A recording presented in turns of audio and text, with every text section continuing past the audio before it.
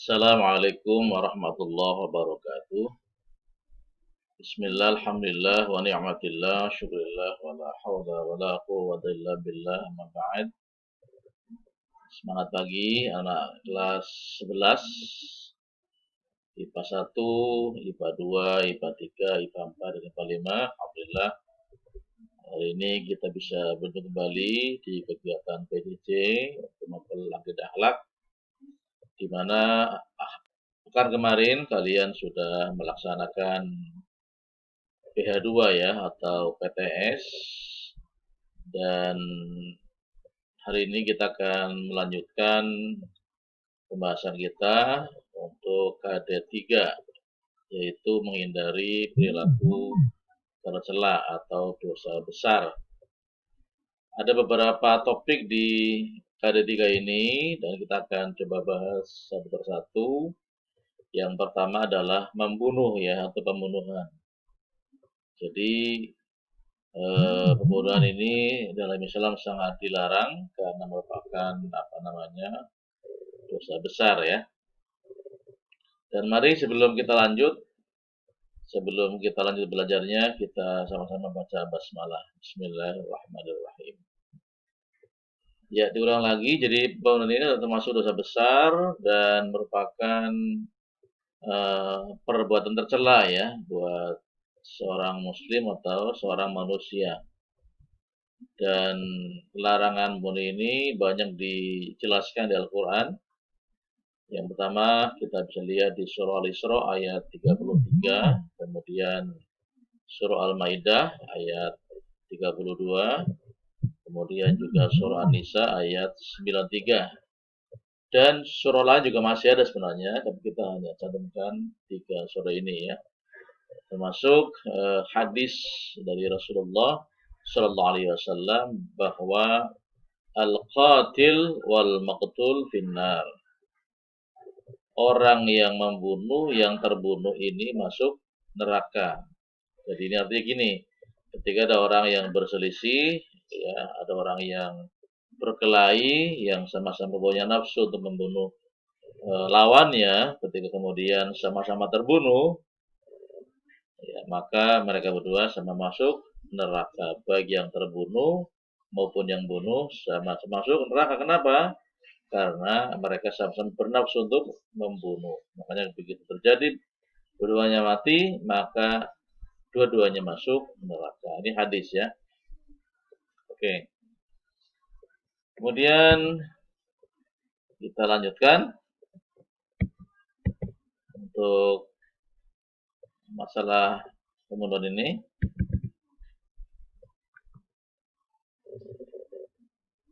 Nah, dampak negatifnya nih ya. Dampak negatif bagi pelaku pembunuhan ya.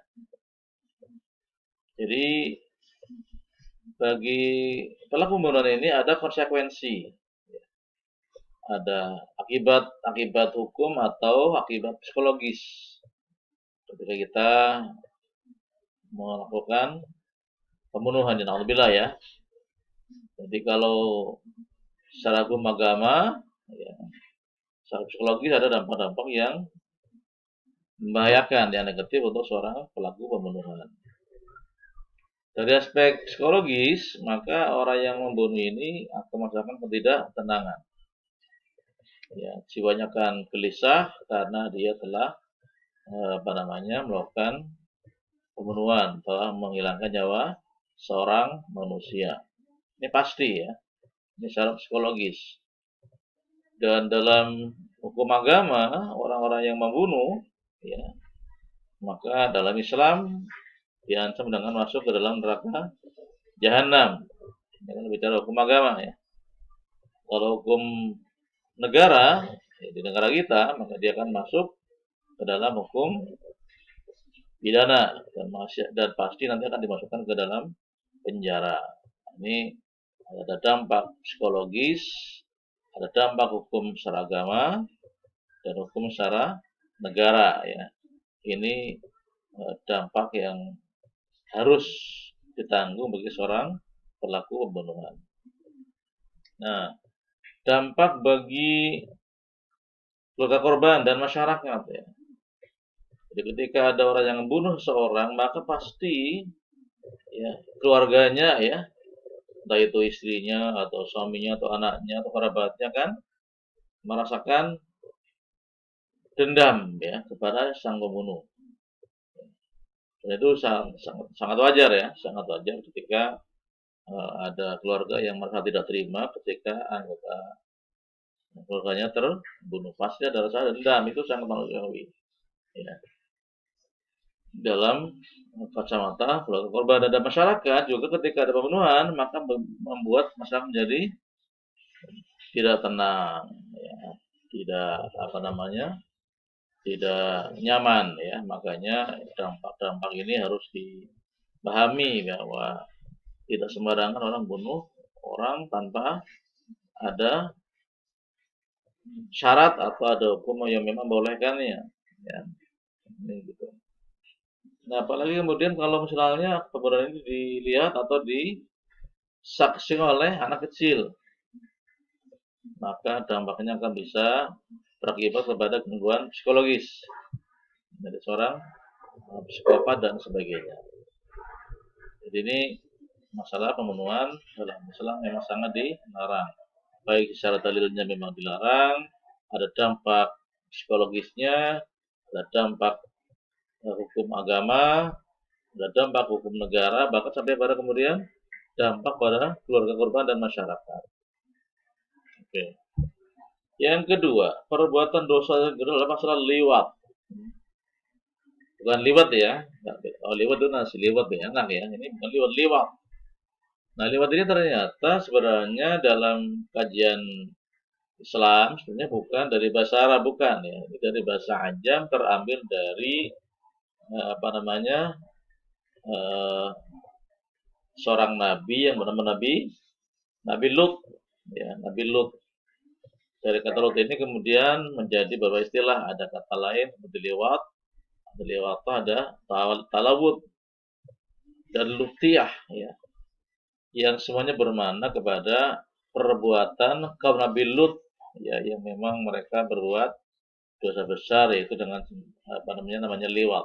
Apa itu liwat itu? Nah, liwat ini dalam makna yang simpel bisa kita pahami adalah ya, perbuatan yang dikerjakan oleh laki-laki dengan cara memasukkan zakar atau penis ke dalam tubuh laki lain. Ya.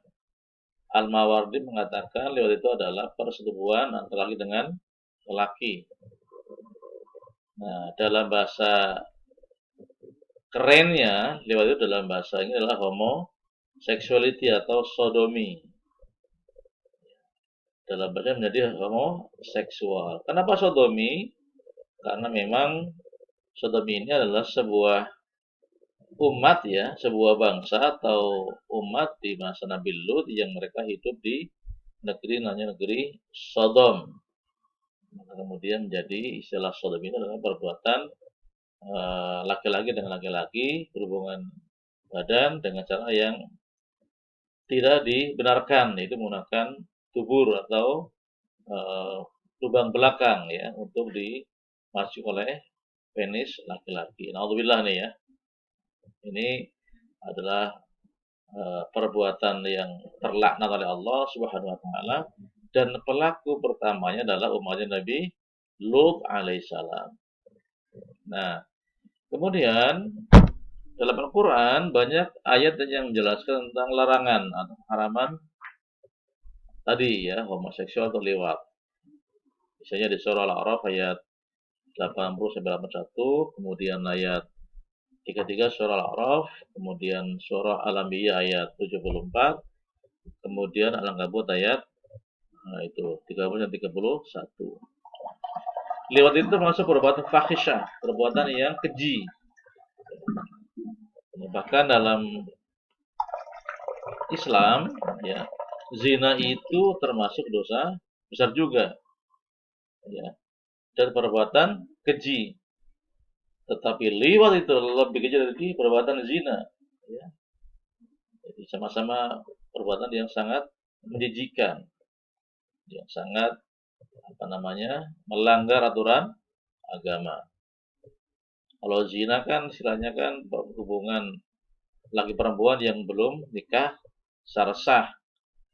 Nah, kalau liwat ini adalah memang hubungan yang menyimpang antara laki-laki dengan laki-laki, atau dikatakan sebagai homoseksual, atau dikatakan sebagai sodomi. Nah, dampak negatif ini nih di dalam Al-Quran surah Al-A'raf ayat 81, orang-orang yang berbuat liwat adalah orang yang musrifun, orang yang melampaui batas. Nanti kalian bisa lihat poin kandungannya di surah Al-A'raf ayat 81. Dalam hadis, orang-orang berbuat liwat tadi, yang berbuat sodomi tadi, ya, maka kemudian Allah melaknat, ya, mengutuk ya orang-orang yang melakukan perbuatan seperti kaum Nabi Lut, bahkan sampai diulang oleh Rasul sampai sebanyak 3 kali, artinya sangat dilarang dalam Islam. Ya, makanya dalam pergaulan yang sekarang, orang hanya di medsos, di berita-berita sekarang yang semakin menggila orang yang berbuat liwat ini, sodomi ini, kalian tidak boleh kemudian menjadi orang yang salah pergaulan. Naudzubillah ya, naudzubillah. Nah, daya rusak liwat ini ternyata lebih besar daripada zina. Kalau zina itu berdampak kepada rusaknya nasab dan keturunannya, atau kemudian hilangnya keharmonisan keluarga, liwat ini adalah berbahaya daripada zina. Kenapa? Karena mengancam keberlangsungan spesies manusia. Nauzubillah, bisa bayangin ketika orang kemudian semenjak berperilaku liwat, berperilaku sodomi, maka tidak ada lagi namanya wanita yang melahirkan. Nauzubillah. Jadi akan mengancam keberlangsungan spesies manusia. Kemudian yang keempat adalah Allah menamakan orang yang melakukan liwat ini sebagai orang yang merusak atau kaum perusak, dan orang-orang yang zalim, orang yang berbuat aniaya yang sangat luar biasa, perusak kemudian perbuatannya zalim. Ini bisa kita lihat dalam surah Al-Ankabut ayat 30 sampai 31. Nah, ini yang berkaitan dengan istilah-istilah dalam liwat ini ya, ada LGBT, lesbian, gay, bisexual, dan transgender. Ini adalah merupakan istilah-istilah yang saya yakin kalian sudah bisa pahami ya. Tapi pahami ini jangan kemudian kamu lakukan, bukan ya. Artinya kamu cukup tahu dan untuk menghindarinya dan menjauhinya. Ya. Jadi LGBT, ada lesbian, gay, bisexual, and transgender ini di tayangan ini bisa kamu lihat, bisa kamu baca ya apa pengertian masing-masing. Ya. Jadi ini ada namanya LGBT. Oke, kita lanjut. Nah, ini ada pengertian lesbian ya. Lesbian itu pasangan perempuan dengan perempuan ya. Yaitu laki-laki dengan laki-laki. Biseksual ini bisa pasangan dengan laki, juga bisa dengan perempuan. Jadi ini namanya orang yang sangat rakus ya, yang tamak ya. Dengan perempuan juga bisa, dengan laki juga bisa. Inilah biseksual, naudzubillah. Transgender ini orang-orang yang memiliki gender atau jenis kelamin yang menyimpang arah seksualnya, ya. Sehingga kemudian ada istilah apa namanya operasi kelamin, naudzubillah ya, naudzubillah, semua naudzubillah. Nah, ini istilah ini perlu kalian tahu ya tentang LGBT ini. Nah, ini dasar keramahannya LGBT ya. Surah Mu'minun, kemudian An-Nisa, kemudian Al-A'raf. Jadi perbuatan-perbuatan tadi ada liwat, ada zina, ada LGBT, ini semua adalah perbuatan yang sangat ditentang oleh Islam, sangat dilarang. Makanya tolong kalian bisa menjauhinya dengan sejauh-jauhnya, naudzubillah ya. Ini dampaknya nih, dampak-dampak dari LGBT ini cukup banyak ya. Dan kalian bisa melihat di buku e-learning dan di buku LKS. Nah, saya kira sampai sini dulu, sampai di masalah liwat LGBT ya.